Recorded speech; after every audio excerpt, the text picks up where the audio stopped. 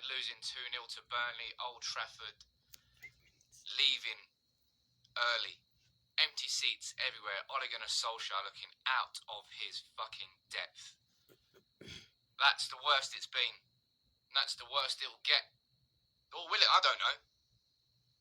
Horrendous performance. No matter, yeah, cool, we could have been 2-0 up in that first half if Mata and Martial take their chances, but United are a bucket of shit. And I'm sorry for swearing. I'm probably going to swear quite a lot in this match reaction, but United are just gash everywhere, all over the pitch, off the pitch, on the pitch. The owners, the CEO, and by the looks of it, the manager.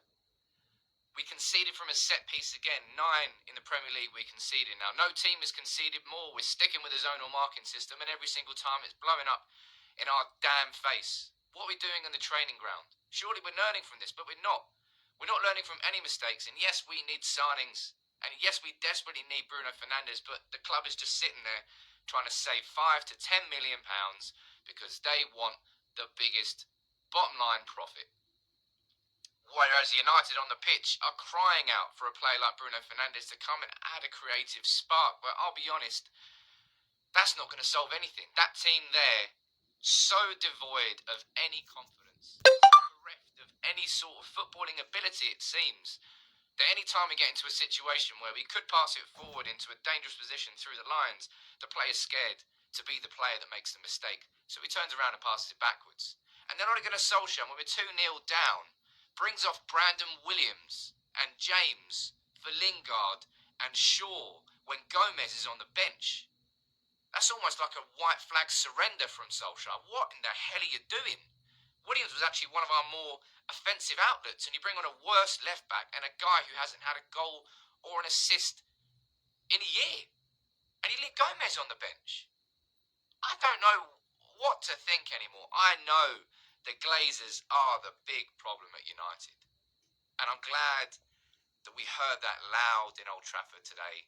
I'm glad that the fans are leaving to show the empty seats, to show the disdain that the fans have towards the football that we're seeing. We want United back. You heard chants in Old Trafford.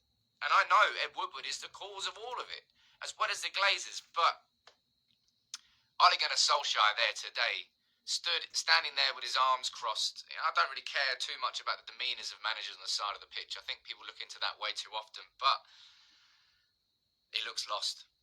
He looks lost, and unfortunately for him, he's going to be the scapegoat. But at the same time, there's so much more I think he could be doing to coach this set of players better, because 13 months into the job, it doesn't really look like these players are being coached whatsoever. I'm really at a loss tonight to get any sort of...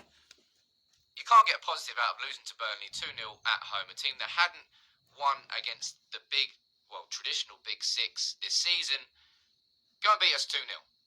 Comfortably. The movement inside the box we had was non-existent. That was always going to happen, really, when Marcus Rashford's injury came, just to add to the misery of being without Pogba and without McTominay as well.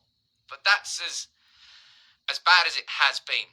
And you're seeing vocal anger in Old Trafford, and you didn't see that under Moyes, you didn't see that under Van Gaal, you didn't see that under Mourinho. As bad as it got, the fans still stayed in the ground, the fans still watched their team and supported the manager.